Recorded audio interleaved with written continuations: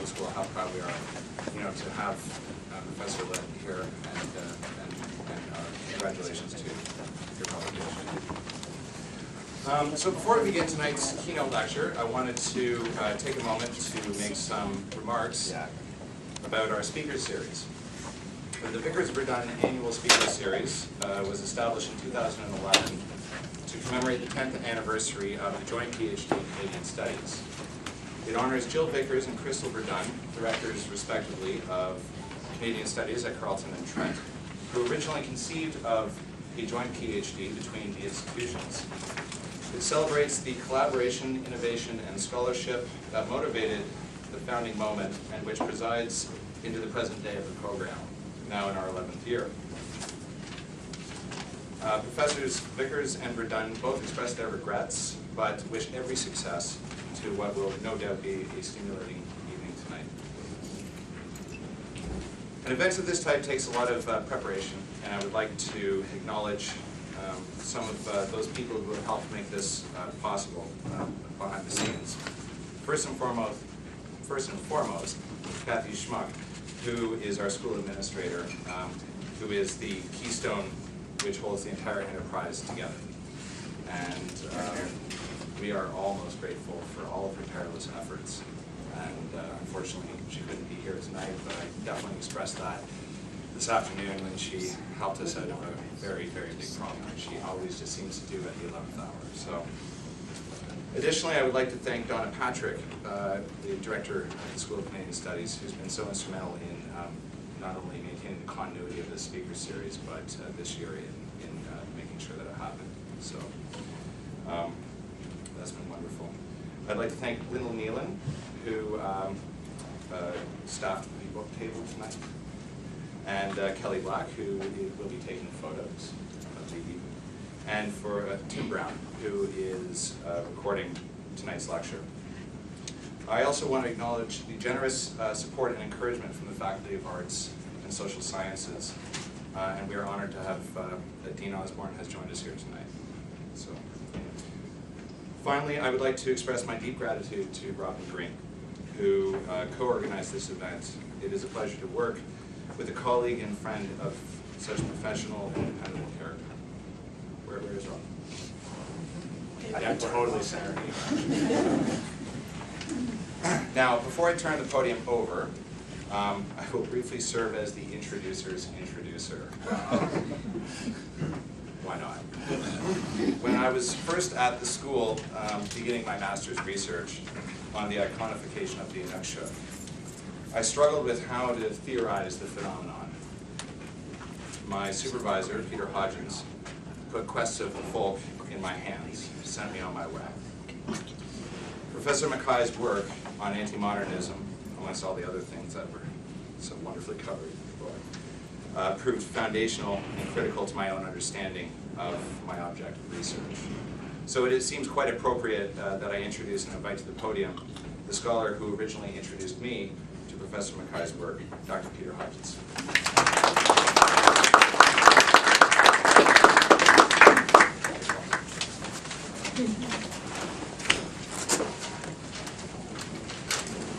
So as Jeff just told you, my name is Peter Hodgins, and I have the great pleasure of introducing our guest of honor, Dr. Ian McKay. When Jeff asked me last week if I would be willing to say a few introductory words, I jumped at the off chance. In many ways, Ian McKay's work has been very important to me. As a scholar and researcher who works on issues of Canadian public history, I've always admired and learned a great deal from his work. As a teacher, as Jeff suggested, I'm constantly assigning it to students to the point where I actually had a student complain, "Oh, Ian McKay again." Furthermore, when a colleague and I began the process of putting a reader together in Canadian public history, we both drew up lists of the people we wanted to have in our book, and he was the top of both of our lists. As you might know from his bio, Dr. McKay is a professor of history at Queen's University, and could not think of a more appropriate person to have at this interdisciplinary conference or speaker series than Dr. McKay. He is almost certainly the Canadian historian who is most read by scholars outside the discipline of history. In fact, while preparing the speech, it dawned on me that he is perhaps a link only with Harold Innes in terms of the interdisciplinary impact of his work. It has powerfully influenced Canadian art history, critical heritage and folklore studies, tourism studies, cultural geography, Atlantic literary studies, memory studies, critical nationalism studies, and the list could just go on and on all night. While he's best known for his book, Quest of the Pope, which has already been mentioned several times this evening, he's also written 2 fascinating books on the Canadian left, one of which, Reasoning Otherwise, won the Macdonald Prize for the best book in Canadian history in 2008. And these books, when I read them both, made me rethink what it means to be a left-identifying Canadian intellectual. Very important and lovely books. I recommend them to you all. Furthermore, a programmatic historiographical essay titled The Liberal Order Framework, A Perspective for the Reconnaissance of Canadian History, that he published in 2000, has been the subject of wide debate, historiographical circles. And there was even a book in 2009 which compiled some of this debate. And is being used more recently by numerous historians as the basis for rethinking and rewriting Canadian history. And I've encountered a few of these recently. More recently, Dr. McKay has turned his astute critical eye to our current regime's obsession with war and its remembrance. The title of his talk today reflects this new line of research, and is anything like the podcast that was circulating this last spring on the rebranding of Canada as a warrior nation. I'll tell you something, I am not one to forward emails or any of these things. And I get a little annoyed when people dump these things in my box because my box is always at 97% capacity. But I did with this one. I sent this to every colleague who might be interested. So we've said this podcast on the rebranding of Canada as a warrior nation. If there's anything like this, we're a real treat tonight. So without further ado, I'd like to introduce Dr. Ian McKay.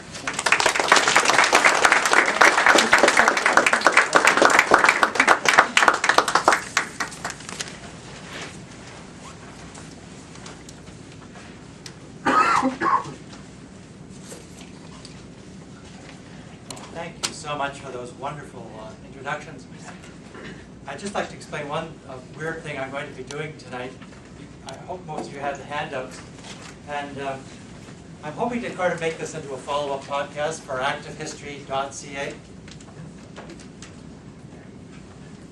I'm hoping to make this a podcast for activehistory.ca, and I recommend all of you get onto activehistory.ca just to see what historians on the left are up to and the new questions they're asking. But I realized as I was thinking about how to make this a podcast is that if with handouts, it's kind of lame to say to people who haven't got the handout, well, if you only had this handout, then you could see what I'm talking about, but alas, you can't. So what I'm going to try and do, I'll reference the handouts that you've got in front of you, but I'll put up my finger to indicate the page number.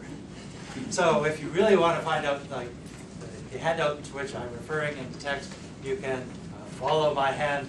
And I mean, it's not essential. You can get the point of the lecture without doing that. But it's just if you want to connect the handout to what I'm talking about, that's the way to do it. Okay, so with that introduction, I really want to thank you so much for the honor of being the Vickers Verduyn annual lecturer at Carleton this year. I am especially honored because this university has such a stellar record in Canadian studies.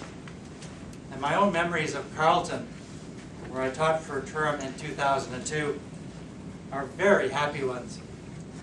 It was here that I first taught my History of the Left course, that 10 years later is still going strong at Queen's University. My presentation tonight, For God and Country, Heroes, Monuments, and the Sacralization of War in a Rebranded Canada, comes from a book that Jamie Swift and I have co-authored entitled Warrior Nation, Rebranding Canada in an Age of Anxiety. And that's due out this spring.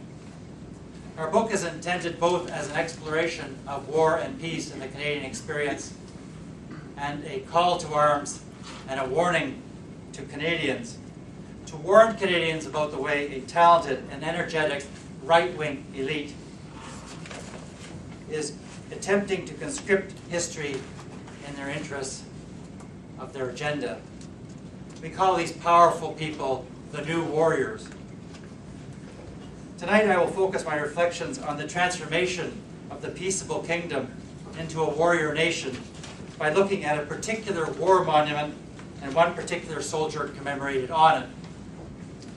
As you know so well in Ottawa, we Canadians are surrounded by museums and monuments, commemorative parades, and patriotic speeches, exhorting us to remember and perhaps more often misremember our wars. Indeed, there have been times under our present extreme right-wing regime that Ottawa has been so bedecked with banners urging us to remember the First World War as the supposed birth of the nation that one might mistake the streets of Ottawa for those of the more didactic thoroughfares of Stalin-era Sofia or Bucharest. My story tonight connects the two Canadian cities with which I have the closest attachments. Halifax, where I received the bulk of my historical training, and Kingston, where I have lived since 1988. One of the ways we can reflect on the complicated military past that we are called upon to celebrate as part of the new warrior agenda is to look more closely at one of the country's more honored and interesting soldiers. It is a life history that, to my eye, captures some of the romance of empire as it appealed to one idealistic Canadian. And yet this story also suggests to me very clearly some of the moral and political quagmires the new warriors are preparing for us today. And perhaps you can use this one example to think of many other ways in which the new right militarization of Canada has impinged on the memoryscape as you experience it in your own daily life, as we are being ready for a future of permanent war. In September 1878, a fair-haired, fresh-faced 15-year-old gentleman arrived at the squat limestone railway station in the centre of Kingston, Ontario. Like so many people who descend upon my grey city every September, Bill Stairs was in search of advanced education. Not at Queen's University, but at the Royal Military College, RMC, a school established just 2 years earlier in 1876. Young William Grant Stairs, or Bill as I will call him, wanted to become a soldier. Soon Bill would be cadet number 52. And not long after he graduated, he would help lead a famous expedition across Africa from the mouth of the Congo River to Zanzibar. Soon after that, he took another contingent into contested terrain in Katanga. He died before he reached his 29th birthday. Yet his short life, commemorated in books, articles, and plaques, made him something of a Victorian hero. Bill Stairs was born in Halifax on the 1st of July, 1863, the sixth child and second son in the prominent family of John Stairs and Mary Morrow. The Stairs have long been a prominent Halifax family, still are, with two family businesses competing on the waterfront to supply the port's burgeoning commercial economy. Bill's father, John, fell out in the 1850s with his brother, William J. Their family feud was caused not by philosophical differences, but by that most bourgeois of preoccupations, the spending habits of John's wife. The Stairs lived and breathed business. W.J. would forever remember his mother's advice, William, be industrious. One of his favorite sayings was, the saved shilling is the seed of 100. Bill, who lost his mother at age 8 and spent many of his growing up years in Scotland, plainly had not fallen far from the family tree, as his copious diaries eloquently suggest, with their abundant evidence of the Protestant work ethic. This man just loved work. He worshipped work. Everything about discipline and work and order and precision, this was Bill to a T. He brought much of this middle-class outlook to RMC. Now, some Canadians thought RMC was a place where the pampered sons of the top 1% led privileged lives. They were aghast when they were told that each cadet cost the hard-working Canadian taxpayer $116,000 apiece. This is in the 1890s. And they were not exactly mollified when informed that these red-coated privileged popinjays did not actually demand that their servants do everything around their quarters. No, the cadets themselves had to make their own beds and polish their own brass buttons. Here was a nest of privilege. That's what the popular critique of RMC said. But of course, this would hardly have been the way that Bill Stairs looked at his college. Young men like Bill, growing up in a Halifax crowded with redcoats and echoing to the cries of empire, longed to be soldiers. And in the 1870s and 1880s, it was becoming ever more fashionable to do this. In days past, the British Army had often been disparaged as a refuge for social misfits. But now, after the Crimean War in the 1850s, with Florence Nightingale and the charge of the Light Brigade, there was a transition to a different perception of the British Army, to that of a people's army fighting noble crusades against Britain's ignoble enemies. And Crimea was followed by the Indian Mutiny of 1857, the Empire's shocking wake-up call, one that portrayed the unsuspected fault lines in empire that threatened to bring it all down in a crashing heap. In 1885, Charles Gordon would be martyred by Islamic rebels at Khartoum. Yet another, and I quote from 19th century sources, yet another Christian warrior making the ultimate sacrifice for God and empire and providing a sterling role model for, quote, an imperial race. So, growing up in Halifax, an impressionable boy, redcoats on your streets, and all around you these wonderful stories of adventure, excitement, empire. Halifax, warden of the North, guardian of the British military, everywhere this popular culture of war. The religiously minded could see in Britain's victories the wonderful effects of a Christianizing empire. Said the Illustrated London News, this empire sheds the glorious gleam of Christianity upon an almost pagan world.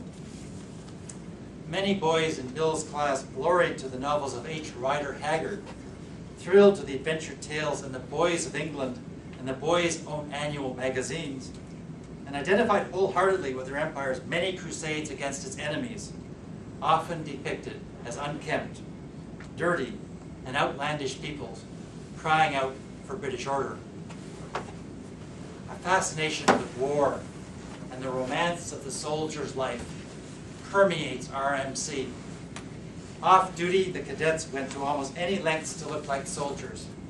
They even put strips upon their cheeks so that the tan lines on their faces would resemble those of British sergeant majors with wearing their specialized caps. They wanted so badly to look the part.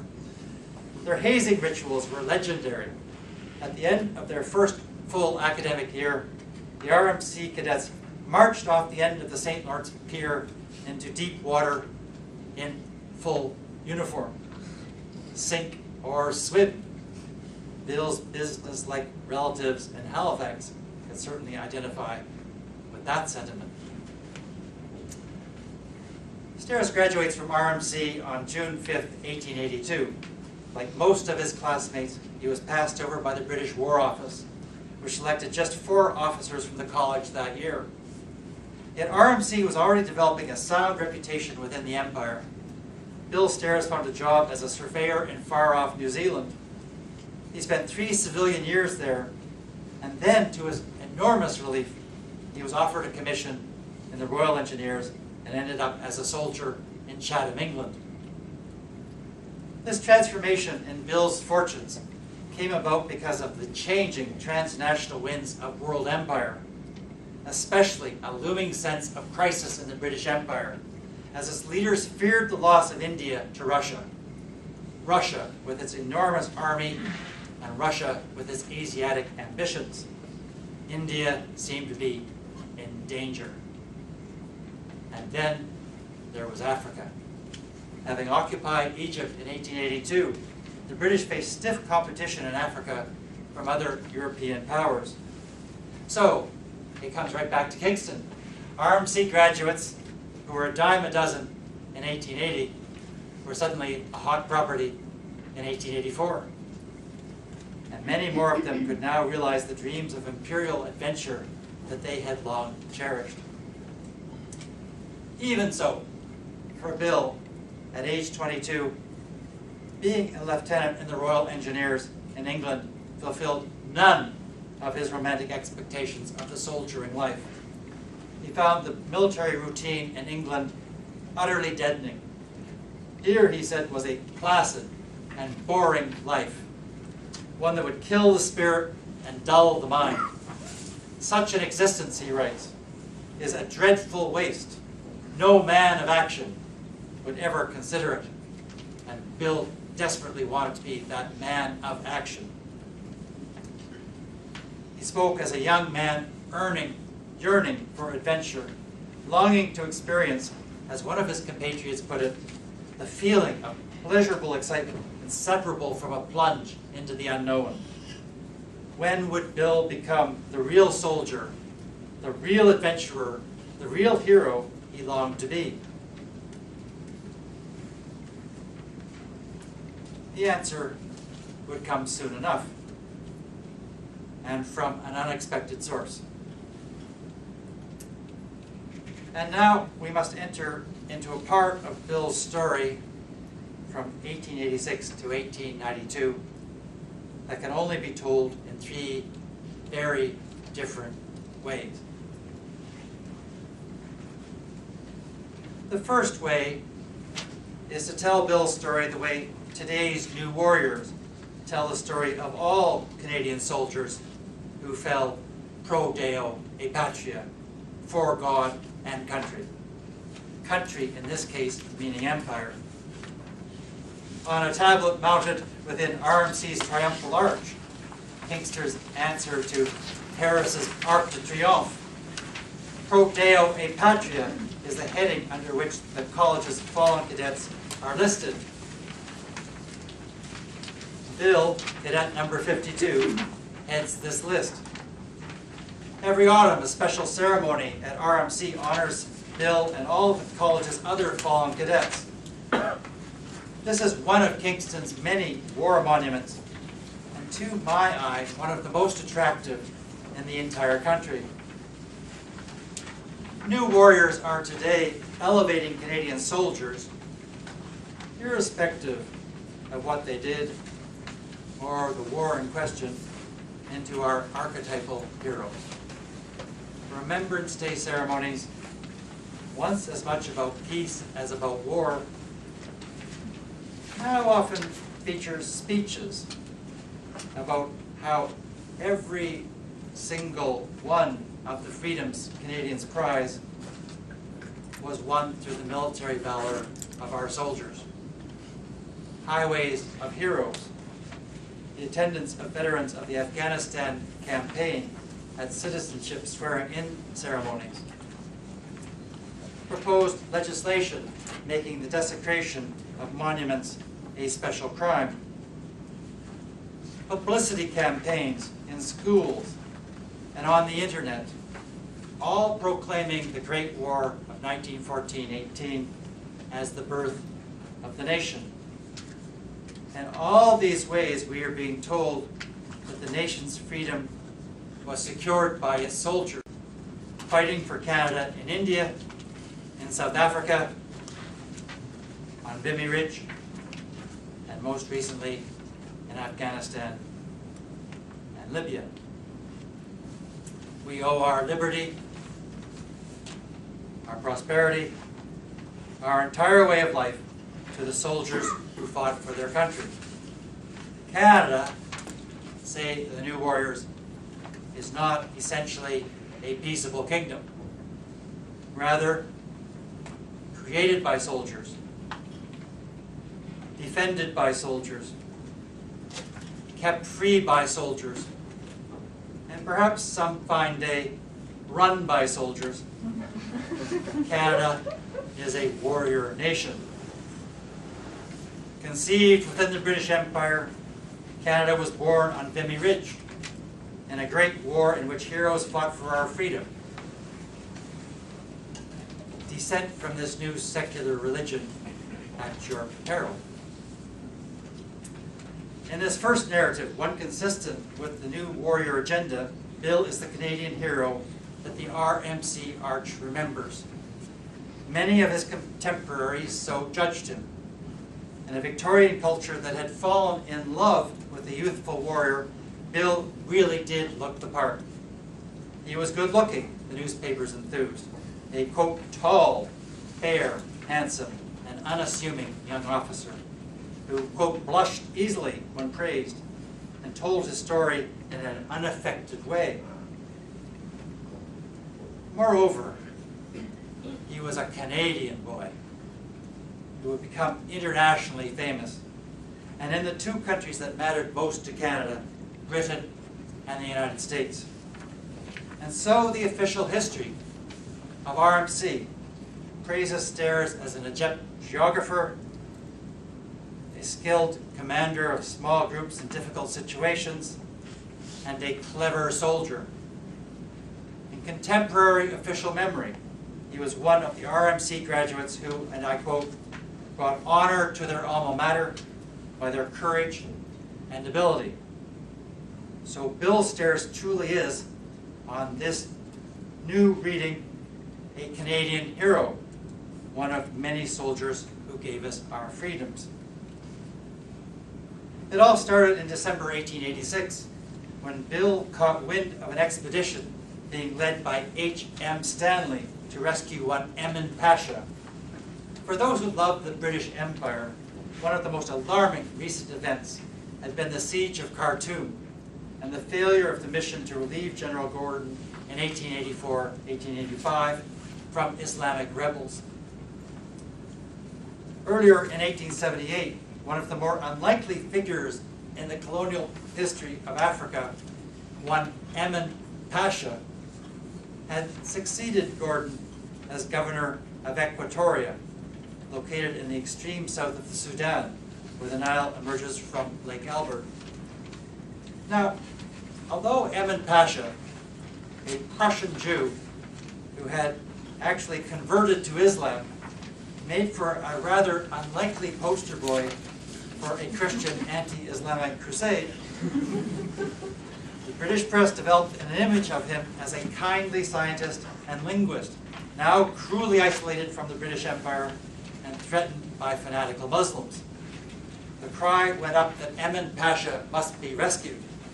Suddenly people who would have been hard-pressed to find Equatoria on a map cared passionately about its governor. Or more precisely, they cared very passionately about the image that they had formed of their governor from the mass media. Gradually, such anxious eyes turned to the redoubtable H.M. Stanley to head up an expedition to relieve the beleaguered imperial emissary. Stanley, born in Wales, had become an adventurer and journalist in the United States and was already world famous as the intrepid hero who had rescued Scottish missionary and explorer David Livingstone in Africa. Stanley was really living Bill's dream. Well, here was Bill's ticket out of tedium. He writes a well-turned letter of application, then wows Stanley in a job interview, and a couple of weeks later he was off on the sort of adventure he had read about as a boy. Into Africa, to rescue a loyal son of the empire from the clutches of an unfathomable and cruel enemy. It was a clash of civilizations in which the British were right and their enemies, Arab despots, Islamic fanatics, slave traders, were unspeakably wrong. It was a story of a great hero, Stanley, darling of the press, fighting against a loathsome, dictatorial aggressor. And it was a story about the exploration of the very darkest Africa that had exercised the imagination of readers of the Boys' Own Annual for many, many years. In sum, the Emin Pasha Relief Expedition offered something for everyone. Christians who wanted to defy Islamic militants, scientifically minded people who yearned for the growth of geographical knowledge, and loyal Britons who wanted to stand by a true son of the empire. One of the expedition's more unusual decisions was to travel to meet Emin Pasha by way of the River Congo, rather than going overland from Zanzibar. This really was the long way around if you were starting out from the east coast of Africa. The Congo route was far more taxing because it involved first going around the Cape of Good Hope and then heading north, up along the coast, up to the river's mouth. Then you had to trek across a much greater distance, following little known and even treacherously difficult paths. Supplies ran short. The expedition carried abundant firearms and even an imposing Maxim gun, the empire's little secret in its conquest of Africa. Yet, even armed as it was, the expedition was staunchly resisted by many indigenous inhabitants. In one battle on August 13, 1887, Bill took an arrow, probably containing poison, right into his body. And this arrow would remain embedded in his flesh for the following 14 months and 23 days. When the arrow was finally extracted, much of it had, quote, become eaten away from long presence in the tissue. Yet Bill stoically, patiently, shall we even say heroically, persevered. As he noted in his diary, what better place to exercise a man of action's talents than under the vast skies of Africa? Virtue and courage were the values Bill most esteemed. And through exceptionally trying times, marked by near starvation, terrible fevers, ferocious attacks, he exemplified them. The sheer physical endurance involved in marching 700 miles across Africa through the lands now found in the countries of the Democratic Republic of Congo, Uganda, and Tanzania, that was remarkable. In the depths of the Congo forest, Bill designed and constructed Fort Bodo, a name he took to mean Fort Peace. And here he carefully led and monitored a little garrison made up of 2 or 3 men of European descent and over 100 others, including natives from various parts of the forest. And he regulated the affairs of this little society for over a year.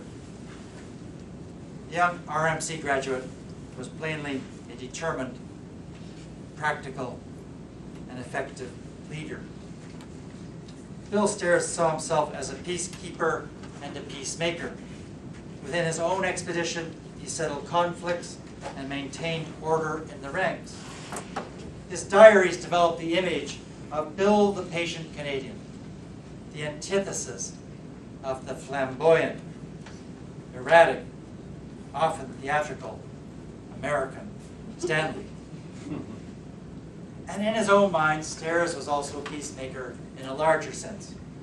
He was bringing peace, order, and good government to Central Africa, where before there had prevailed savagery, chaos, and fanaticism.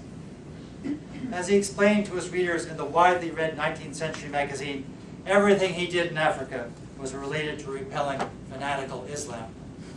Islamic rebels represented all that was backward and dark, and Bill the Canadian, all that was progressive and enlightened.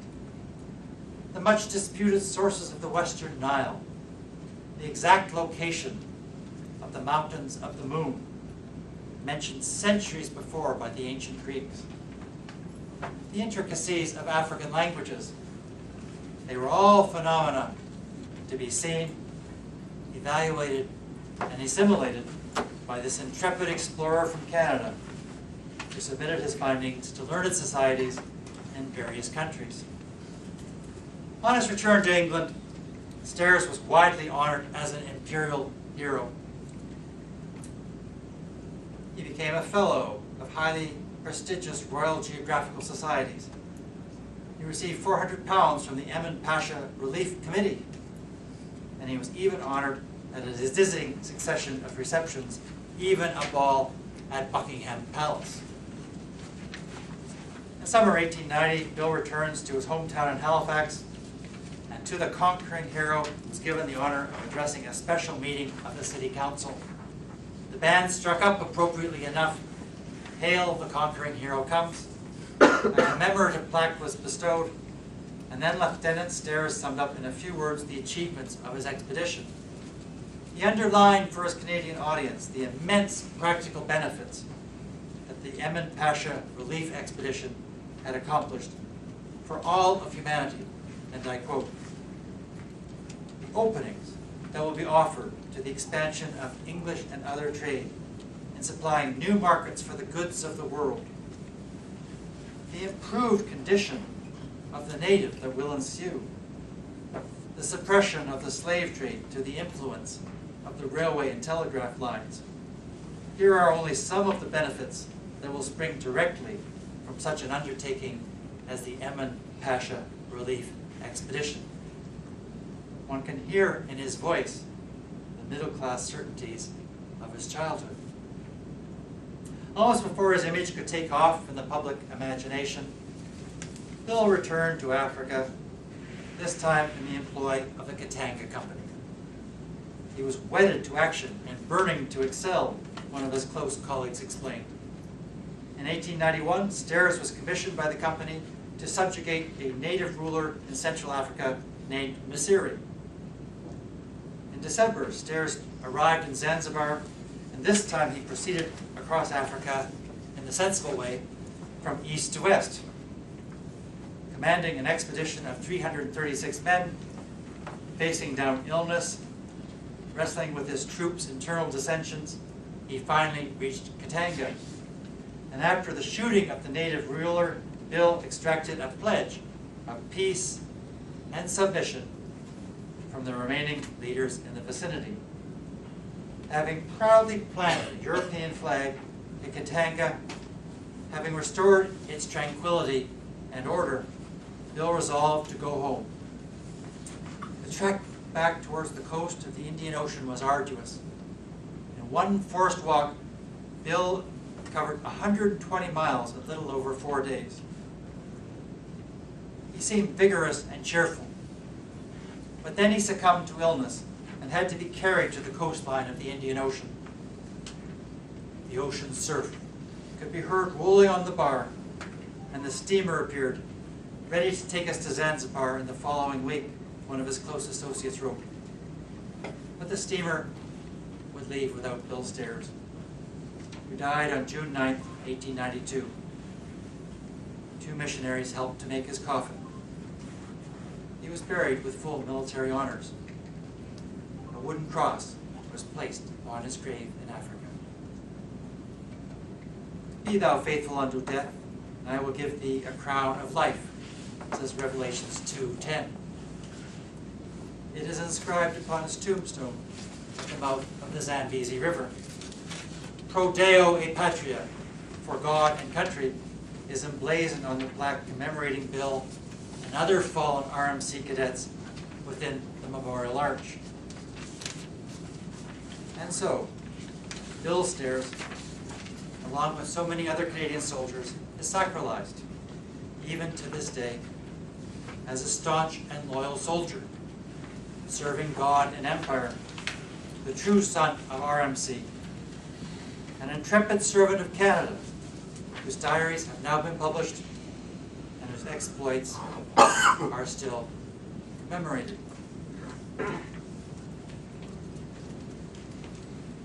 Yet, before we hustle Bill Stairs into a heritage minute, as the young Canadian who brought peace, order, and good government to Central Africa, we should ponder a second way of looking at him. We might start off with a seemingly straightforward question, one that any sensible person would ask when looking at a map: why in heaven's name would anybody pick this particular route? One so much longer, so much riskier, over terrain so little known. Well, although Stanley offers many unpersuasive explanations, the actual answer lies in his behind-the-scenes relationship with King Leopold II of the Belgians. He was craftily orchestrating the Emin Pasha project to fulfill his dream of ruling over a vast, enormously lucrative colony in Africa. Leopold II promoted his African enterprise as the quintessence of nobility. He wanted, so the story went, to further the geographical understanding of Africa's interior, to free its slaves, and to establish a territory devoted to free trade and prosperity, the very liberal virtues dear to empire builders like Bill. But inside Belgium, and gradually well beyond it, many people came to realize that the king's enterprise was actually far more about the enrichment of King Leopold II himself, as he came to exert control over an African land larger than the country of Poland. Bill may or may not have known the full extent of Stanley's connections with the king, but on his second expedition, he was himself consciously furthering the king's grand design. It was common knowledge on that expedition that it was designed to safeguard Belgian claims to gold-rich Katanga before they were claim jumped by rival hustlers from South Africa. It would have been relatively straightforward for Stanley, with hundreds of armed men and greatly superior armaments, including the famous Maxim gun, to march across Kenya and Uganda to Equatoria. The far more challenging route via the Congo River through the Ituri forest to Lake Albert allowed Leopold II to develop the possibilities of annexing Equatoria to the Congo, and hence adding considerably to his future profits. And irony of ironies, it turned out that Emin Pasha, the key figure in the vast imperial melodrama the London newspapers had spun into existence, did not, when they reached him after 13 months, really need to be relieved at all. He was living in comfort in a spacious and clean station and, quote, desired to be left alone. And to further complicate any prospective heritage minute on Bill Stairs, when speaking of Bill in Africa on both expeditions, rather than using the terms often used like adventure and exploits, more accurate words would really be mass murder and death march. Of the Emin Pasha's expedition's 706 initial members, only 255 returned home to the coast. About 44% had died. Of the 314 deaths that Stanley reported, 245 were due to fever, debility, starvation, ulcers, dysentery, or exhaustion. An African porter was expected to carry up to 100 kilograms of goods and supplies on his head and walk as many as 30 kilometers a day. These were murderous terms when imposed on men forced to walk through dense forests. So men on this expedition were routinely worked to death. How many workers Bill was personally responsible for killing will always be unclear, since he merely annotated in general terms the numbers who died. And although he records with some enthusiasm the lashings and tortures he applied to the more recalcitrant, it is not always clear whether they were beaten or tortured to death. It does bear remembering that several dozen strokes from the expedition's standard issue rawhide whip constituted a death sentence under these conditions. Men were not only worked to death on this expedition, but also starved to death. As one painstaking scholar has established, the conventional narrative about Stanley's expedition up the Congo, basically that he just chose the wrong route, went through lousy land, not enough food, that standard narrative actually is simplistic. Not only did the expedition provoke drastic price inflations in the territories it traversed, but oftentimes whites received as much as 6 times as much food as natives. And many of the porters in the expedition supposedly devoted to stamping out slavery, that's what the British public was told, many of the porters were in fact slaves. Such slaves were far more at risk of death by starvation than their betters. So, beatings with rawhide whips, up to 100 strokes, chains applied for weeks at a time to the ankles of porters caught in the act of desertion, forcing men to stand with a heavy stone on their heads for one position for hours, the execution of troop members, including children, for minor thefts. And all of these abuses Bill was complicit, and some of them he personally committed. The expedition brought death and destruction to many of the lands through which it passed. Certain passages in Bill's diary are extraordinary in their quick shift from romanticizing the idyllic simplicity of village landscapes to detailing how the expedition swiftly transformed these scenes into killing fields. On September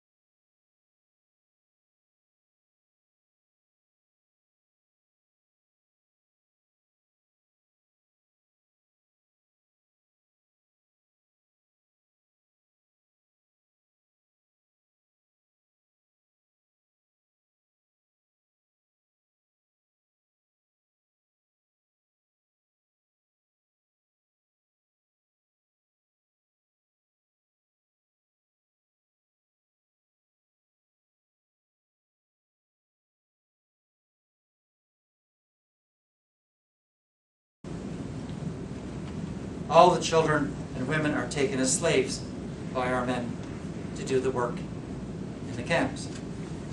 This Canadian hero differentiated between the Zanzibaris and the Bushmen. The Zanzibaris were tortured, whipped, and starved because they were thought to have violated some rule. The Bushmen, men, women, and children alike, were murdered simply because they were in the expedition's way. Bill's raiders even took to severing the hands of victims as a means of demonstrating their kill counts for the day, a practice that would become the infamous trademark of Leopold II's regime. Any resistance encountered was treated harshly. On August 21st, 1888, the same month in which 2 children were executed for alleged thefts, Bill noted the fate of raiders who had gone after what he thought was the property of his expedition. And I quote, "This morning I cut off the heads of the 2 men and placed them on poles, one at each exit from the bush into the plantation. This may prevent further attempts of the sort for some time." Those of you who know your literature will remember that the use of severed heads as trophies was one of the details that convinced so many who looked at Joseph Conrad's Heart of Darkness that Kurtz was the epitome of evil. Bill told the folks back home that those killed were villainous-looking specimens and implied on the basis of no evidence that they were cannibals. Bill declined to tell his readers that one of the so-called specimens was a mere boy, executed after he had been taken alive as a prisoner. Even judged by British imperial standards, the Stanley expedition to relieve Emin Pasha was in essence a pointless exercise in media-mongering sensationalism. But the second Katanga expedition was more historically momentous because it shored up a regime that would ultimately rival those of Hitler and Stalin in mass murder. Between 1880 and the 1950s, Congo's population was radically reduced by murder, starvation, and disease as capitalists ransacked the territory's rubber, ivory, and minerals. Perhaps as many as 9 million people were killed. It was one of the great colonial horror stories of the modern era. So, to pass to our third narrative, what are we to make of Bill Stairs? Pro Deo e Patria? Should his plaques remain? Should RMC's history be rewritten? Or can Bill be exonerated, as some of the books on him attempt to do, as a good Canadian boy who fell in with bad people, a wily American, dodgy Brits, and a conniving Belgian monarch? This is what we might call the bad apple defense, one focused on morally deficient individuals. And more generally, what are we to make of the vast network of monuments, parades, museums, all of which sacralize war and our warriors, bearers of Canada's essence? Perhaps in the case of Bill, and in the case of many others, we need to reflect on a third narrative, an empire-building narrative, and see Bill and our other imperial heroes not so much as individuals, but as moments in a much bigger process, the worldwide conquest of the world by European and North American empires. Both in Africa and elsewhere, Bill proclaimed with a young man's earnest certainty the convictions of his age. His view of the African landscape was colored by conventional conceptions of property, order, and peace. And remember, in the Halifax of Bill's youth, Afro-Nova Scotians were routinely ridiculed in the press and often confined to segregated neighborhoods, schools, and theaters. In the books from which he learned his history, Aboriginal peoples figured as bloodthirsty savages, tamed by the beneficent Anglos who planted Halifax and saved the Nova Scotia Peninsula for the Empire. Bill, then, did not arrive in Africa as an innocent, unaware of racial hierarchies. The N-word, which he used so enthusiastically in his diaries, was a commonplace epithet on the streets of his hometown. Often, Bill writes of racially defined others as children, uniformly trapped in the same low level of development. On July 25th, 1891, he wrote, "Unlike whites, there is no diversity among blacks. They lead the same kind of life, eat the same food, and concentrate their thoughts on the same few subjects.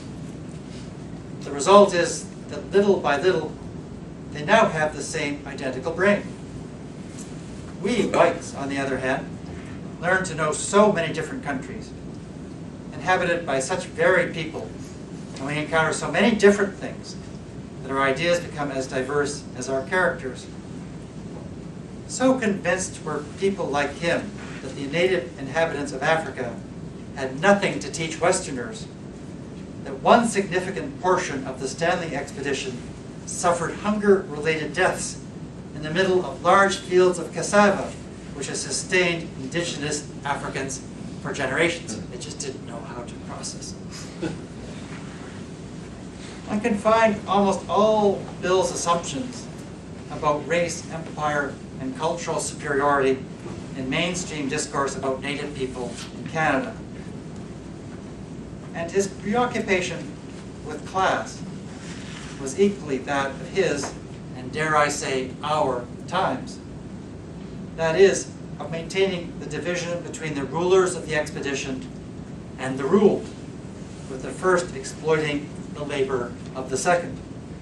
Like his grandfather and uncle, Bill fairly worshipped work, and he denounced with all the venom of a Canadian cotton factory or mine owner the sneaky ways his workers had of resisting his authority.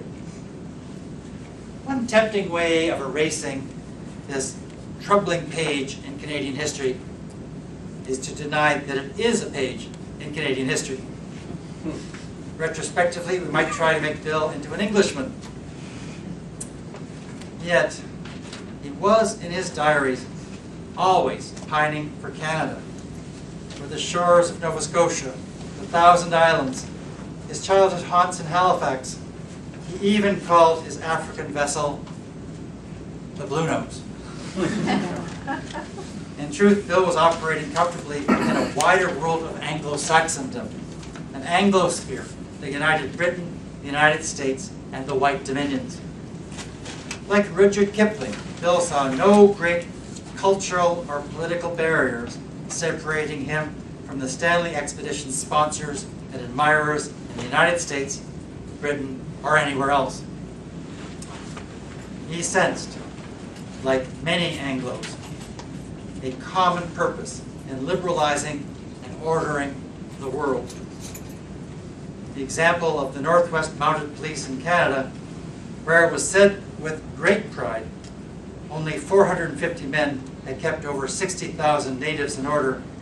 This model was even promoted to King Leopold II himself as a potential model for his Congo Free State.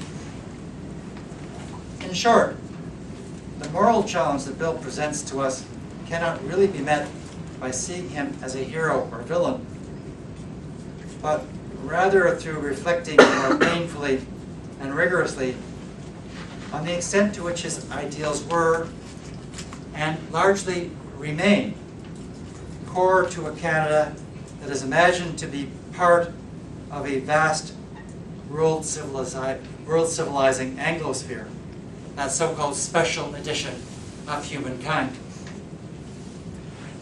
In the belligerent Canada the new warriors are crafting, our soldiers, not our poets, parents, priests, or producers, are the bearers of national essence. They are the truest heroes. Today, when we remember the First World War, in many ways what we are calling to mind is not so much the actual conflict in Europe, but an imagined great war, one in which gallant soldiers performed great deeds for a noble cause. The Empire's soldiers are depicted as struggling against a despotic enemy, and those who sacrificed their lives on Flanders fields have become foundational Canadians. We are discouraged from wondering whether this great war accomplished any of the Allies' stated goals, or whether it succeeded only in laying the foundations for a second, even more deadly conflict. Yet this great war never was a war for democracy, freedom, or Canada, but a war fought between empires. Turning this war into something sacred means sacralizing the empire, Bill's empire, on whose behalf it was fought. It means not troubling to analyze and understand an event that cost humanity over 15 million lives, over 60,000 of them Canadians, without conclusively resolving any of the underlying political issues over which it was fought. In the emergent right-wing myth-symbol complex, now being put forward and institutionalized as the orthodox interpretation of Canadian history, the war was one in which individual soldiers proved their mettle and Canada somehow became a nation. 21st century Canadians are enjoined to remember a war as though the verities of Victorian liberalism still.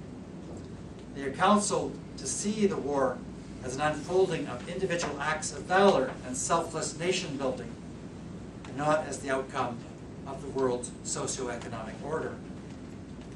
Remembrance Day, whose atmosphere for decades was one of solemn mourning of lives snuffed out by war, sometimes even the lives of Germans in Dresden, or the lives of the Japanese at Hiroshima and Nagasaki. Remembrance Day now becomes ever more a day to celebrate this nationalistic cult of blood and death. Those who embrace the new secular religion of militarism color the great war fought for empire as the birth of the nation. And implicitly they cast out of the nation those many Canadians, particularly French Canadians, who steadfastly opposed it. And so the Great War becomes an ever purer and ever more unrealistic copy of something that never actually existed.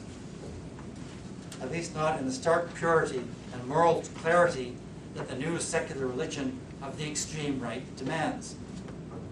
It becomes the regime's coup de force, to reference Jacques Derrida, the great act of violence that founded the nation, and also, importantly, determines who must remain outside the true nation, such as most of Quebec and most of the left, for instance. Rather than remember the Great War as a complex historical event, we are enjoined to commemorate it as Canada's finest hour. There can be no room in this official Great War for Canadians who shot their German prisoners routinely, or mutinied at war's end, or detested their officers, or who came to question the war's very purpose. Because in this war as birthplace of the nation myth, Canadians' motives must be pure and their actions unsullied. Once we learn of the mass atrocities committed by imperial troops in India and Africa, or the endemic racism of Canadian soldiers in Korea, or the torture and murder of a Somali teenager by our soldiers in 1995, should we really reach for the bad apples defense? Or should we not question the assumptions about race, empire, cultural superiority, and good government that continue to sustain us today, even as they sustained Bill Stairs, while the new warriors prepare us for one crusade after another? Still and all, I can almost hear you thinking, surely, the Victorian world of Bill Stairs is over and done with. That was then, and this is now. We all know the empire is no more. Kipling is a museum piece. Racism is passé. Well, I hate to be the bearer of bad news, but actually the revival of the imperial ideal of the Anglosphere is now official Canadian doctrine. No less a personage than Stephen Harper has publicly hailed the world-changing triumphs of what he explicitly hails as, and I quote, the British race. The Conservatives' new citizenship manual salutes the heroism and valor of our heroes as they fought for Canada in the Indian Mutiny, and our heroes in battling Boers in South Africa. And it salutes as the Canadian interpreter of multiculturalism John Buchan, the administrator of racially segregated African concentration camps, and proponent of Canada, explicit proponent of Canada as a, quote, white man's democracy. Buchan's words of wisdom on matters ethnic and racial are now compulsory reading for every new Canadian citizen. Or consider how many times in the past 3 or 4 years you've been encouraged to see Canada as a warrior nation, whose purpose and destiny lies in its unbreakable alliance with Britain and the United States. Consider how, in the wars so recently concluded, and in the many wars being prepared for us, we are being primed for a clash of civilizations that echoes uncannily the one Bill Stairs thought he was fighting. Or, if you will, consider Zephra. Of course, you can call images of Zephra vivid images to your minds. We all can. That troubled and chaotic city in Africa. Zephra, and I quote from an authoritative description, is, quote, without hope, with no future. Worse, Zephra has, quote, literally millions of people knocking on its door for refuge, to escape situations that are even more dire. I'm sure we can all say that images of Zephra evoke despair. They quote cardboard shacks, filth-ridden alleys, places of casual rape and murder. The city's baking streets are jammed with squabbling crowds. Its mosques are crumbling. Its women wear burqas. The place is, quote, vast, incoherent riot of humanity. Gibber-jabbering crowds seized by one irrational emotion after another. Just visiting the city is, quote, a nauseating ordeal. Zephra is a hopeless little eddy in humanity's otherwise vast stream of progress. Except that this painful place called Zephra does not actually exist. Zephra was conjured up by consultant Carl Schroeder in a futuristic 2005 novel. You can Google it and read it at your leisure. The writer was working as part of a 14-man team attached to the Directorate of Land Strategic Concepts, a Kingston security think tank affiliated with Canada's Department of National Defence. So, in fact, Zephra is a strange figment of the national defence imagination, Africa as it is imagined by military men thousands of miles away. The Zephra story, as delivered by the Canadian military consultants, offers few other details about the location aside from its vision of fantastical, nightmarish fog of weirdly dressed and unsanitary Africans.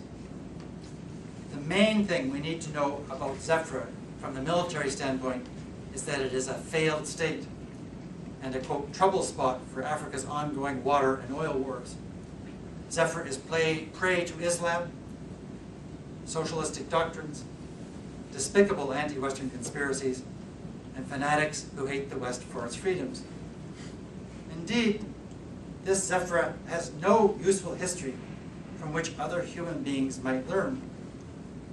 Rather, like Africans, as imagined by Stairs, there is no diversity among Zephrans.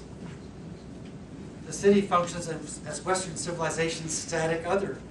While Westerners were getting on with making world history, Zephra's vast, incoherent crowds spent centuries aimlessly milling around its ancient white towers. As the radical Caribbean-born intellectual Frantz Fanon might well have said, Westerners arrive at a place like Zephra with a complete and satisfactory narrative of progress in their minds. And then the colonized are swiftly put to work in this framework as emblems of how low humanity can sink if it is not taken over by more evolved human beings, like we Canadians, for instance. Crisis in Zephra does not directly announce that Anglos and their friends must prevail over the racial inferiors. Yet the discredited dogmas of race that once warmed the hearts of imperialists like Bill Stairs and John Buchan have not disappeared. They are merely couched in a more decorous language. Many of Zephyr's likable Canadian characters bear appropriately multicultural names, and none of them pronounces any alarming speeches about racial superiority. And yet the African Orient they visit is saturated with assumptions about the intrinsic and unchanging barbarity of the locals. The book's illustrations crystallize a racialized Orientalist vision, hook-nosed, grimacing, slouching, yet intent, with crafty-looking eyes topped with sinister eyebrows. The villains of this piece are depicted like the dastardly Arabs from Hollywood's central casting. If applied to other ethnic groups, such officially published illustrations, published by a government agency, would spark outrage. Against Arabs and Africans, they can evidently pass muster. Zephyr exemplifies all too apparently the non-Western world as at least parts of the Canadian forces think they know it. For Crisis in Zephyr is no mere novel. It is a kind of fictional training manual designed to help young Canadian soldiers imagine the brave new world of perpetual war for which our warriors are preparing us. Crisis in Zephyr is that unusual creature, a state-orchestrated, pedagogical novel, liberally sprinkled with footnotes, guiding us to the web pages of weapons dealers. Even the dialogue is interspersed with information-laden footnotes, trumpeting the marvelous new toys on the military shopping list. Product placement doesn't get any better than this. Zephyr sets out to instruct young Canadian soldiers about the sort of enemies they might well be fighting in the not-too-distant future. The prediction is perhaps 2020. The villain, Mastan Nuria, could be plucked at random from any of the boys' magazines that so charmed a youthful Bill Stairs. Sly, superstitious, and unscrupulous, Nuria is a fanatical follower of Frantz Fanon. He has even named his group the Fanonist Irredentist Fellaheen. And his message is one of dire simplicity: kick out the foreigners and restore the homeland to its ancient traditions. Despite their emphasis on Fanon, Schroeder and his team do not bother to explore this influential thinker's intriguing works. All you need to know about Fanon and the Fanonists is that they are crazy as coots and rabid enemies of Western freedom. They're Fanonists, one character explains. Think McLuhanites, hostile to the global village. The Fanonists are so unhinged that they will do anything in their mad, sad dream of an Africa without Canadians. But no need to worry, the Canadians, the good guys according to the author, have landed. To the sick they bring comfort. To the hungry they bring food. To a land trapped in superstition and tradition, they bring democratic practice and administrative efficiency. Equipped with our superior morals and intelligence, Canadians grasp at once, seemingly in the absence of anything like an election, incidentally, that the rebels are opposed by the majority of the citizens.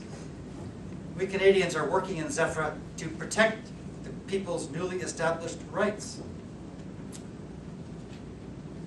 The bad news is that these powerful D&D image crafters imagine a future in which Canadian soldiers will be fighting an endless series of colonial wars in Africa. The good news is that our soldiers will subdue the world's unruly natives with an array of breathtaking things, shiny things, buzzing things, magical things, expensive things. Networked up to their eyeballs, the brave Canadian soldiers in the D&D imagination are fighting a 3-block war in 2020, just like in Iraq and in Afghanistan.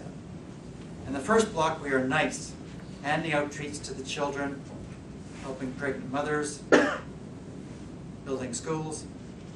In the second block, we are not quite so nice. Here, the peace support operations might entail some pretty heavy scenes. And in the third block, soldiers get to be soldiers, fighting high-intensity fights. From a godlike perspective, I quote from the text directly, from a godlike perspective, our people can zoom through a virtual Zephyr, penetrating the walls of houses and garages, and and all from here in Ottawa, the Panopticon on the Rideau, thanks to the T&D's fabulous, probably quite pricey, new toys. The book stirs up a sort of secular religion, a kind of muscular Canadianism, in which the chosen people of the North deliver tough love to the emphatically unchosen people of the South. If ever Canadians do happen to shoot up a crowd of civilians, and nice people that we are, we will work ever so hard not to do so, we can tell ourselves, as Defense Minister Peter McKay told Canadians in 2008, that all the blame belongs to the terrorists who disguise themselves as non-combatants. Much has changed since the African exploits of Bill Stairs, including the Empire's name, which goes unmarked in Crisis and Zephyr. Yet, in another, more important way, nothing has really changed at all. Like Stairs, we are still convinced that we have the right to impose our, quote, sanity and sanitation upon people whose history for us is a mishmash of Orientalist cliches and racist stereotypes. Like Bill with his awesome Magnum gun. Many of us remain as convinced as ever that for every world problem, there is a military solution. We preserve an unchangeable sense of ourselves as the steadfast servants of a Western civilization in whose name we have every right to kill. The Victorian world of the Boys' Own Annual has been fully resurrected. In this far-right Canada, Victorian scripts of empire are back up and running as though the 20th century and its movements of decolonization had never happened. In the warrior nation, premised as it is on an anxious state of perpetual emergency, such techniques of war propaganda as this book are deployed in a country still at peace.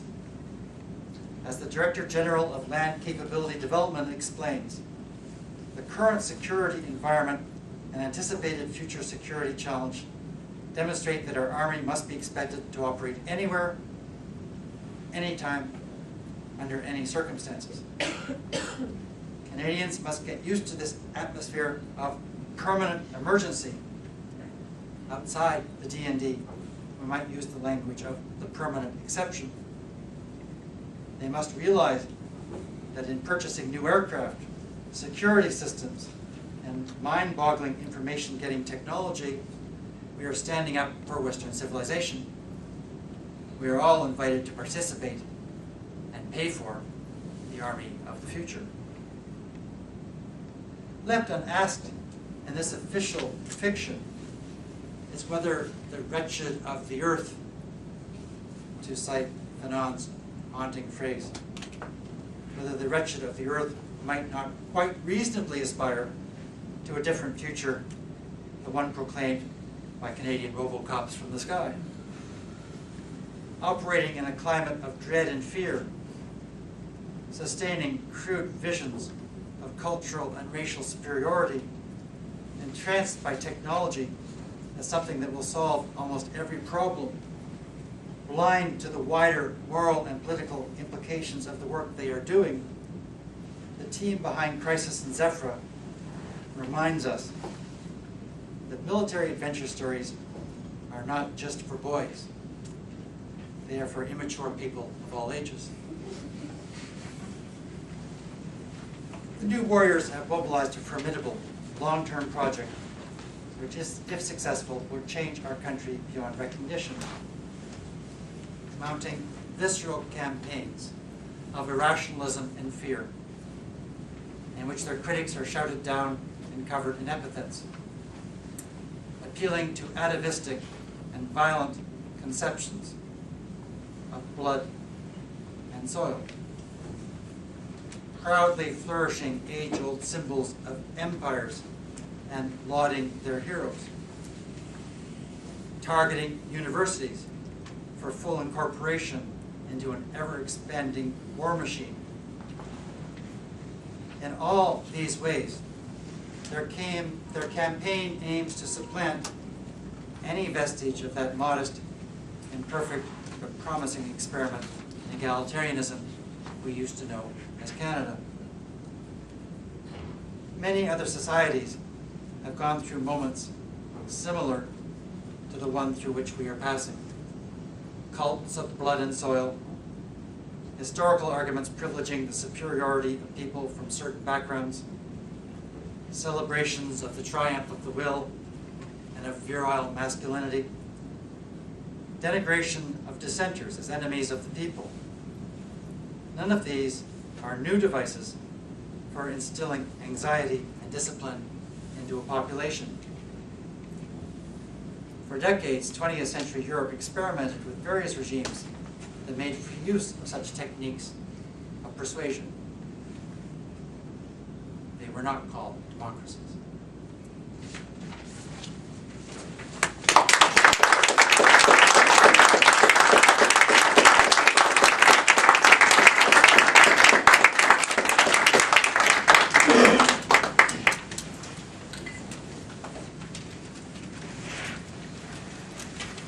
Thank you very much, Professor McKay. We're going to turn the floor over for a Q&A. Does anybody want to begin with a question? I'm pretty overwhelmed. I'm trying to come up with one right now. I've actually got about 80, but you know. Sure. I'll ask a literal question. In the book, how do you describe or sort of fill out the demographic of these new warriors? So I got the sense from the paper that they're consultants, but I mean, who are they? I mean, we identify sort of 6 or 7 key intellectual figures, but it's because of the climate of secrecy and fear that's been evolving around this project, it's almost impossible to track its language. Joseph Stiglitz has tried to track the size of the American military-industrial complex. He won a Nobel Prize in economics, so he should know what he's doing. His estimate of sort of the size of the military-industrial complex, he says, well, allows for some wiggle room of about $2 trillion. It's very hard to estimate just the overall scope of this. And, you know, what is the price tag, for example, of Afghanistan? Anybody know? 18 billion. Maybe that, yeah, and I don't think we still have the exact accounting, right? So, I mean, this is part of the, we know it's an enormous amount. You can see it's impacted in the rewriting of the citizenship guide. Somehow I feel that this is like the tip of the iceberg, right? And that what we're seeing is just manifestations that are going to become ever more evident as the program proceeds. We'll learn a lot, too, about how Canadian foreign policy evolves over the next 4 years. I mean, if I'm dead wrong, we will have a balanced foreign policy that regards war as just war theory has it as a very last resort. So that sort of rules out preemptive wars in which you're sort of taking a first strike without exploring every other diplomatic option. So if I'm dead wrong about this, you know, for the foreseeable future, we will explore every other possible diplomatic option before we even talk, even consider war. And we will revive the idea of Canada as a peacekeeping country. I hope my analysis is wrong, but everything I see around me, almost every issue of the Globe and Mail tells me that I'm afraid I'm not wrong. Every indication of the way the country's foreign policy is becoming increasingly militarized, our abandonment of our UN commitments, our abandonment of the Kyoto Accord, all this are dramatic new steps toward, I think, a radically different Canada. I guess this is where our book is sort of halfway historical analysis and halfway kind of a call to action and a warning to Canadians. There's something, in our view, very deeply wrong with this project.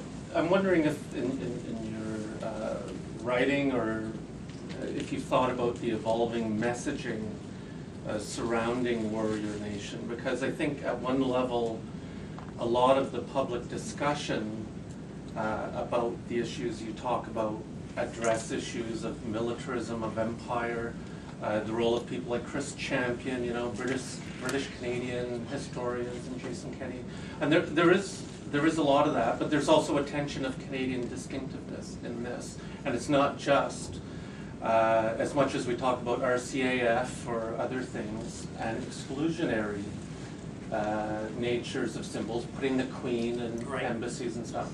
There's another dimension which has become really interesting in 5 or 6 years of Harper's government, which is the attempt to co-opt elements of a modern Canadian identity. So, for example, Afghanistan, which initially was about real countries don't cut and run and they take casualties, becomes about helping young Afghan girls. Right. International Women's Day and Flag Day becomes about celebrating groundbreaking Canadian heroes who started the Red Fridays. Right.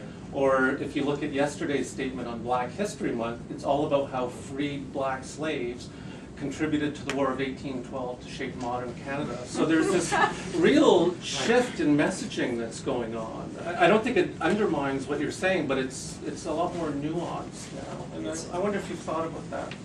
It's brilliant agenda.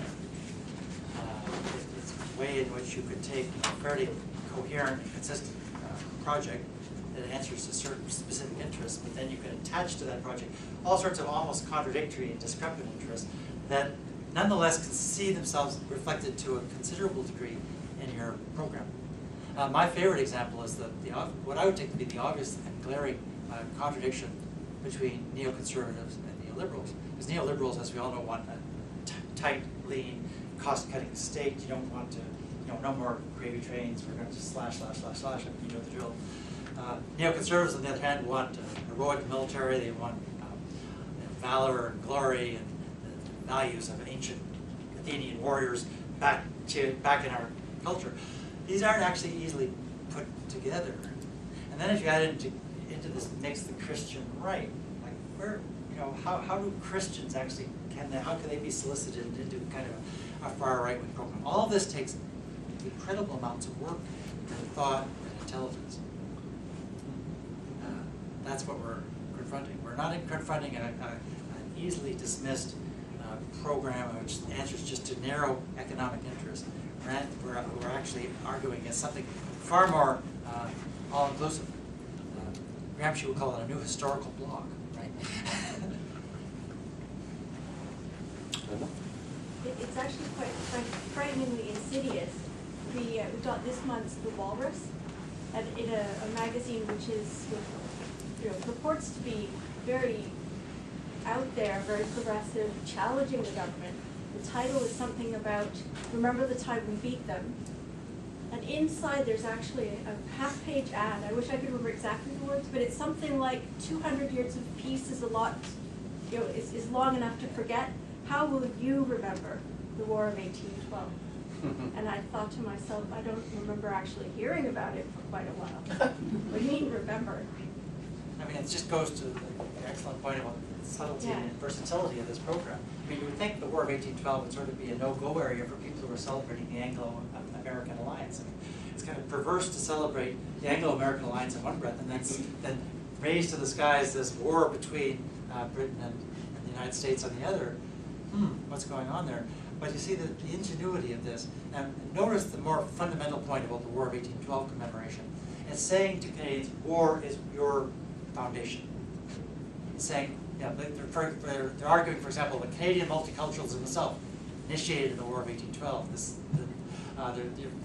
On and on, but you have to, the core point here is war is absolutely core to Canadian identity. We are a military people and made by war throughout. Now, you think the War of 1812 commemoration is something, wait till we get to the War of 1914, 1918 commemorations. I suspect by the end of that, I will be a militarist. It's going to be it's going to be a blanket. It's going to be a blanket propaganda offensive. And you already see this happening with First World War commemorations, where we had this great drive to find the last hero from the Canadian Army, and it turned out the guy was actually not really that much of a hero. I mean, I think he was imprisoned at the time when the war ended, and he said, "I wasn't a hero. I had nothing heroic about me," right? And he was living in the States at the time, right? Nonetheless, if you are right at the core of this point, we had to bring him out of obscurity and say, here is one of the last of the generation that made us a great nation. It is a secular religion, and blood and death are at its core. That's why war is absolutely core to these people. It is the foundation of Canadian identity. I guess just to preface my question with a question for the audience, is there anyone here from the University of Ottawa? That's telling. I went back in the fall to an event at the University of Ottawa called The Makers of History, which is telling enough on its own, that right there. And the recipient of this prestigious second annual award was Jack Granatstein. And the event opened up with a piper, and there was pictures of the Canadian military out in the foyer and all this kind of thing. And you know, he did his usual thing and decried social history and all this. But I found it interesting this what's happening now with the Harper government, with this rebranding of the Royal Canadian Navy and this kind of thing, and the harkening back, as Richard noted, to the sort of British heritage, is even people like Jack Granatstein are coming out against that, because it's getting rid of that Canadian nationalistic element that he so enjoys. And I was wondering if you just had any comments on maybe the sort of this liberal national notion that you know Harper has worked so hard to sort of, he's made it his goal to rewrite the rewriting of history type of thing. And anyways, I was just wondering if you could comment on that. I think Jack Granatstein's comment was that it was loony to be Yeah. inventing all these monarchical forms.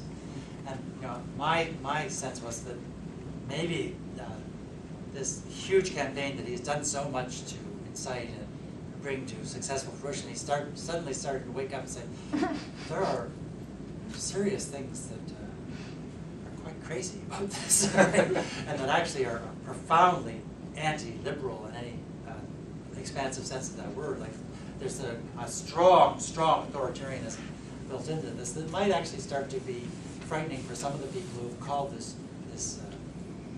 phenomenon into being. They're starting to suddenly realize its full implications. But I mean, I find it very interesting, especially historians like Granatstein and Berkison, how key they have been to this rewriting of Canada, this rebranding of Canada, and how they have doubled their role as historians with basically cheerleaders for militarization. Fascinating process. And, you know, we make a lot in the book about Berkison's significant incident as a very profound manifesto, in a sense, for our New Warrior Canada. This was the book he wrote about the Somali scandal in the mid-1990s. And in it, I mean, Berkison, you know, the least significant incident in the entire book actually is the torture and murder of the poor Somali teenager, which is somehow blamed on the 60s generation, and this lacks morals and permissiveness. It's quite a long distance call, but I guess you can get through if you really work it hard enough. But what's really fascinating about the book is the emphasis on blood, and the emphasis on the necessity of war as a kind of priestly sacrifice. Fascinating passages in there when you start to grasp the full dimensions of this phenomenon, which is really not just about a logical, well-thought-out political process. It actually really is a kind of new form of secular religion that almost cannot be refuted. It can be rejected, but really trying to argue with it is like you almost have to enter into its terms before you can engage with it. But the historians have been absolutely front and center in this struggle, and of course, I just mentioned Berkison. I mentioned John Buchan in my talk very briefly, but you'll notice the new Dorchester Review. I don't know if any of you have spotted it, from the right of the Canadian historical profession.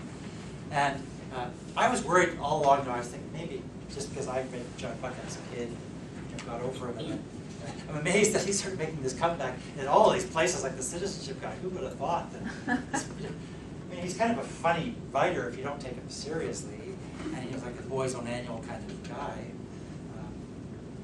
But have him as a major architect of Canadian thinking about multiculturalism is staggering. But I was sort of worried that maybe I was blowing it out of proportion because that was just my own hobby horse. But then I was sort of really kind of pleased in a perverse way to see the Dorchester Review, this venue of right-wing historians, have actually nominated the present successor to the Lord Tweedsmuir's office, John Buchan's office, as their honorary patron. And they actually are advertising the works of John Buchan right in this. It's like, this is very odd. Very, very odd. It's it's fascinating the role of historians in legitimating this project, and giving it a sense of a real depth, real legitimacy, more generally. I have a question. Yeah. I was going to say a quick question, but in terms of my own research, there were in the mid to later on the 19th century, Canadian nationalism. There was this call for and this dream of a great Britannic empire, right, or of the North, right? So Canada would become this great, this new empire, right? And I'm wondering the degree to which what you're talking about, this sacralization, this warrior mentality, and this return to empire, and the vestiges of empire, relate to northern nation building in the present day. Right. I can see how it could think. But when I read the new nationalism that's been coming out of this program, I'm really struck by how much of it is focused on people outside the country and on this Anglo-American alliance. Right? So I feel like you would think in the new citizenship guide, we would have a great sort of introducing new Canadians to say great Canadian prime ministers of the 20th century. Right. So the one Canadian politician, the Canadian in quotation marks, who's given any sense of treatment in the new citizenship guide is John Bucket. Nobody else gets a quotation. John Bucket gets a whole quotation to himself, and he's on something as core and sensitive, you would think, as multicultural. No other Canadian. So I'm just struck by how much the new definition of Canada's core essence, its pivotal identity, is how deeply we must identify with this Anglo-American project. This is almost like the salvation of the country. A country that's divided between French and English, and you have all these sort of rotten social movements that came out of the 60s, you have all these feminists, you have these gay liberations, all these bad things have gone on. Where can you look for salvation? Well, you look to the tradition of Churchill, you look to the Anglo-American alliance, and you look to non-stop militarization. And of course you need in this new nationalism a real enemy, right? And the enemy will be some kind of confection of global Islam, and whatever can be labeled a kind of socialism. That'll be the new enemy. And Russian subs. And Russian subs, right?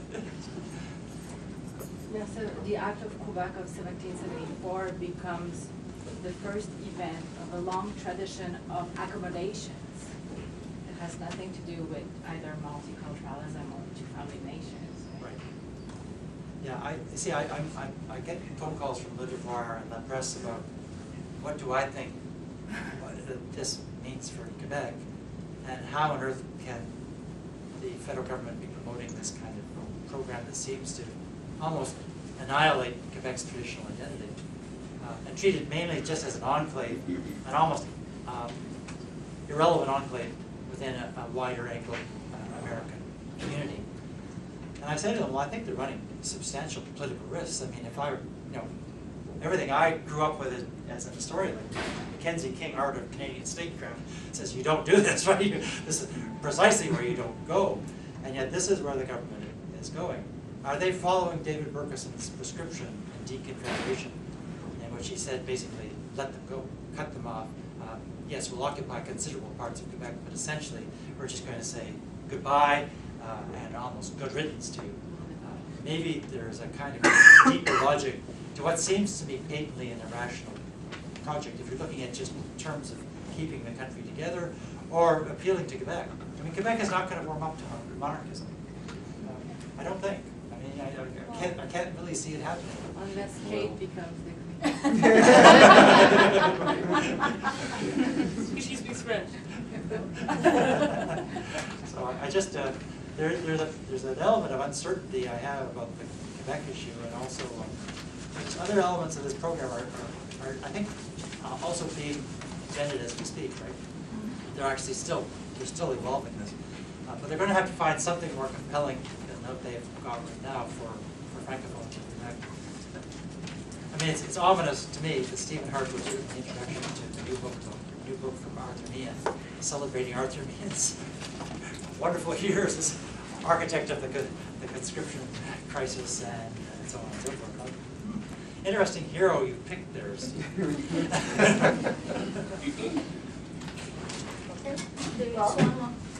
one more question.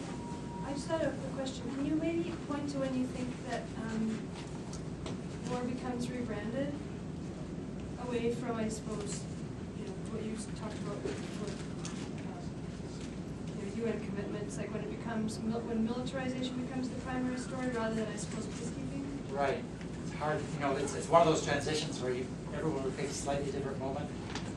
Many people, I think, would agree on the 1990s as a crisis of being in peacekeeping.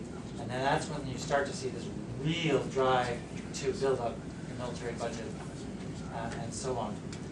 But what I also want to point out about the rebranding of war, it's sort of, in many ways, it was descended of Cold War approaches. And the Cold War, what really identified the Cold War was a blurring between the lines of war and peace. After, really, the Korean War in the American context was this ominous time in which you really don't have to officially declare war. And since then, we've gone into these sort of quasi-wars, and were we at war with Afghanistan? What was, it was never really brought to a vote in the House of Commons until the mission was already sort of a fait accompli. Are we at war now? I think we're going to be into this position where we're never at war and we're never at peace, and the prerogative lies almost entirely with the executive.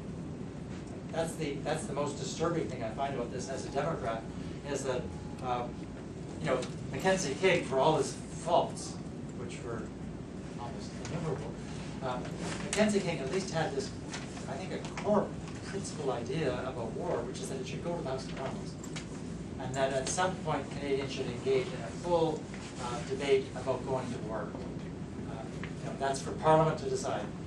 Of course, historians will say, well, he's just being crafty and he's pushing off responsibilities. Yeah, granted.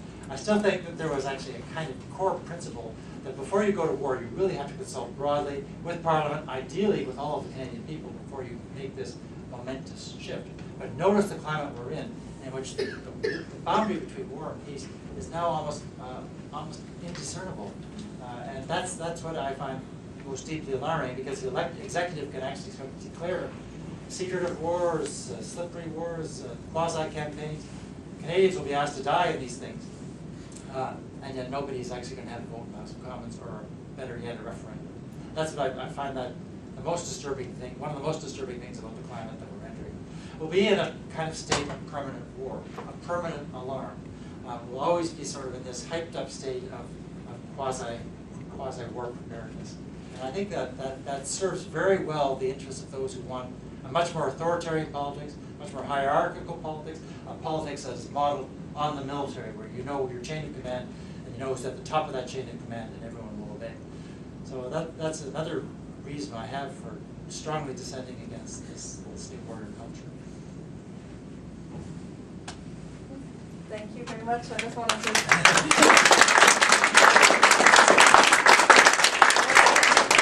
thank everyone for coming, and thank Professor McKay for that very stimulating and interesting lecture. I think it was a great lecture for our second annual Vickers Verduyn lecture, and we're very pleased you were able to come. And we actually have a small gift, a token of our appreciation. Foolishly, I hit it right behind you. But, yeah, thank you.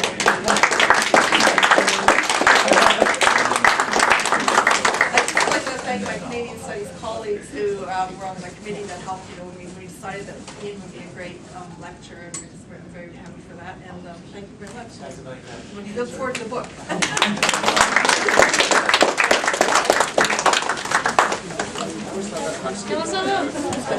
you.